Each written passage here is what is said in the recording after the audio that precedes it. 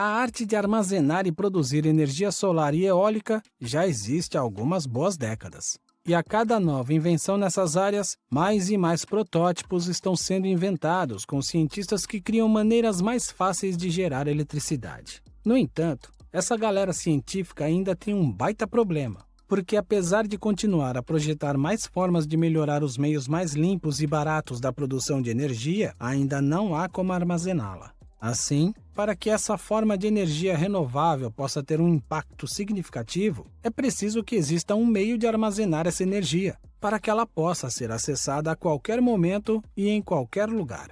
Pensando nisso, alguns pesquisadores do MIT podem ter apresentado uma solução para esse problema. Uma célula solar inovadora e que, adivinhe, ela não funciona com a luz do sol. Esta célula solar inovadora é uma nova maneira de gerar eletricidade a partir de qualquer fonte de calor.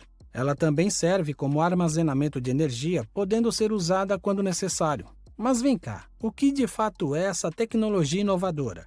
Como funciona e quão eficiente seria no armazenamento de energia para uso posterior? Vamos explorar mais esse assunto e antes de continuar, não se esqueça de se inscrever no canal, ativar o sininho de notificações e compartilhar esse vídeo com mais pessoas. Acontece que temos diferentes formas de gerar energia a partir de diversas fontes de calor, como no caso da energia nuclear e da solar, do gás natural e do carvão. Pode ser difícil de manter, mas a dificuldade em operá-lo não é o principal problema. Isso porque estas fontes de energia vêm sendo o principal fornecedor de eletricidade para todo o mundo. De fato, 90% da eletricidade do planeta vem dessas fontes. E para que seja possível continuar a extrair energia dessas fontes, estão sendo utilizadas turbinas a vapor. Mas aqui está uma verdade amarga. O método da turbina a vapor não tem sido operacionalmente eficaz por várias razões. Sabe por quê? Porque, em média, a eficiência do operador da turbina a vapor é de apenas 35%. Isso por conta das condições de calor em que as turbinas trabalham. Elas só podem operar a uma temperatura de 1500 graus, porque qualquer coisa acima disso fará com que o maquinário quebre, fazendo com que grandes cargas de energia térmica sejam desperdiçadas.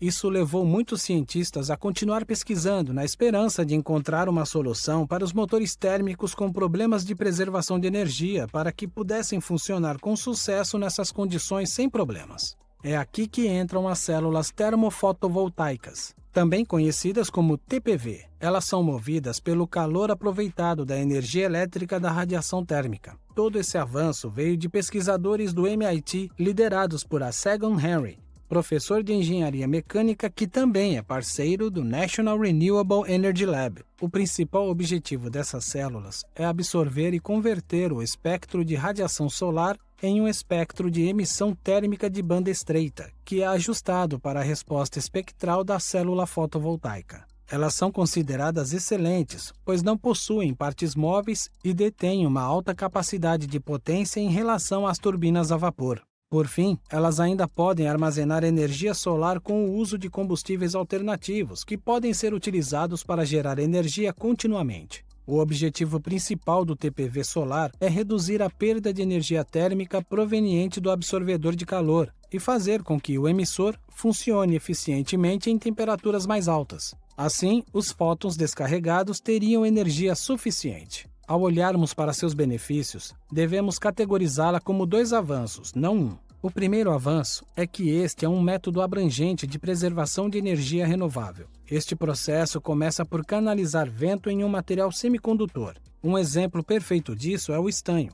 Veja este exemplo. O estanho é aquecido a uma temperatura muito alta, acima de 2000 graus. Essa temperatura incrivelmente alta faria com que o estanho derretesse. Ele é fundido e então bombeado para um sistema fechado de tubos compostos de carbono, em direção a um compartimento isolado e selado cheio de enormes blocos de grafite. Este compartimento, onde esse processo ocorre, é preenchido com gás argônio para ajudar a manter a sala quimicamente inativa, impedindo a oxidação do estanho e do carbono. Depois que o calor é bombeado para o grafite, ele pode permanecer lá por muito tempo. O grafite é usado neste caso por ser um condutor perfeito de calor devido às suas camadas de elétrons livres e átomos de carbono.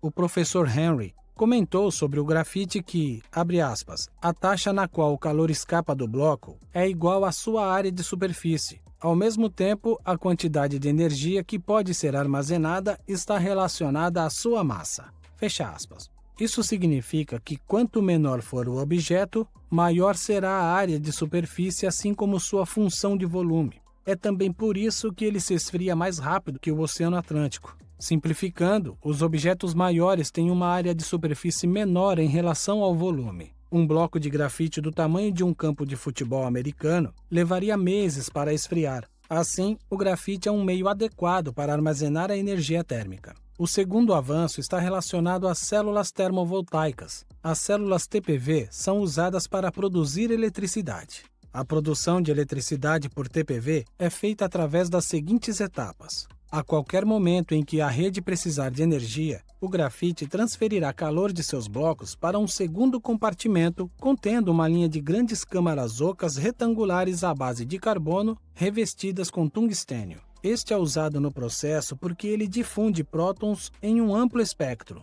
desde a alta energia ultravioleta até os pontos baixos do infravermelho, e fazer isso faz com que se libere luz suficiente para que as células TPV possam absorver tudo e transformar isso em eletricidade. Quando o calor é transferido com sucesso, a folha de tungstênio brilha por sua conta como uma lâmpada incandescente. Essas células TPV são colocadas em uma câmara conhecida como bloco de energia. Com base na eletricidade exigida pela rede, as células podem ser levantadas e baixadas simultaneamente no bloco de energia. Dessa forma, aumentando ou diminuindo a exposição da luz que vem do tungstênio quente e brilhosa.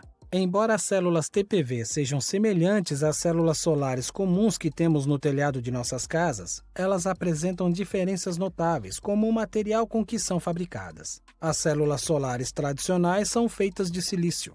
Elas são ajustadas para ter um intervalo de banda específico que regula o comprimento da onda da luz que entra em contato com ela em uma camada para deslocar seus elétrons de seu espaço e empurrá-los para o circuito elétrico. Cada célula é programada para absorver fótons a curta distância, o que significa que a luz é sempre desperdiçada. Assim, em vez de silício, a equipe do MIT decidiu usar um material diferente chamado arsenieto de galho, já usado pela NASA em seus painéis solares no espaço. O arsenieto de galho é fenomenal. Pode absorver mais energia da radiação solar devido ao seu maior coeficiente de absorção. Simplificando, este material pode extrair energia da luz emitida pelo tungstênio brilhante em vez do Sol. Existem ainda peculiaridades únicas sobre as células TPV, em comparação com as células solares tradicionais. As células solares convencionais que você tem em casa consistem em células de junção única, o que significa que elas precisam de semicondutores.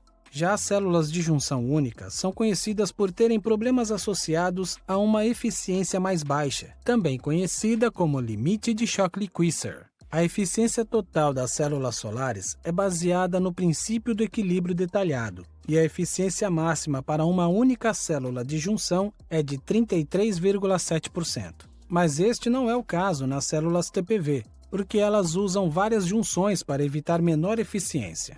A equipe de Henry colocou mais de uma dúzia de camadas de vários semicondutores para permitir que fossem criadas duas células separadas dispostas uma na outra. Cada camada é conectada para ter um intervalo de banda razoavelmente diferente, usado para extrair uma faixa mais extensa do espectro de luz. Essas células lidam com esse calor, pois são construídas nos quatro lados de um dissipador de calor. Um bloco de metais contendo canais de água retira o calor das células, mas a essência desse estágio é que ele se move rápido o suficiente para permanecer líquido em vez de se transformar em vapor e que alguma luz ainda pudesse escapar dessa tecnologia. Mas Henry e sua equipe não permitiram isso. A fim de capturar as luzes que escapavam, eles colocaram um espelho refletivo, fazendo com que as luzes voltassem para o tungstênio antes de seguir seu curso novamente. Esse processo é incrível, pois não apenas gerencia o desperdício de luz, mas também ajuda a aumentar a tensão à medida que a luz é transferida novamente para o tungstênio.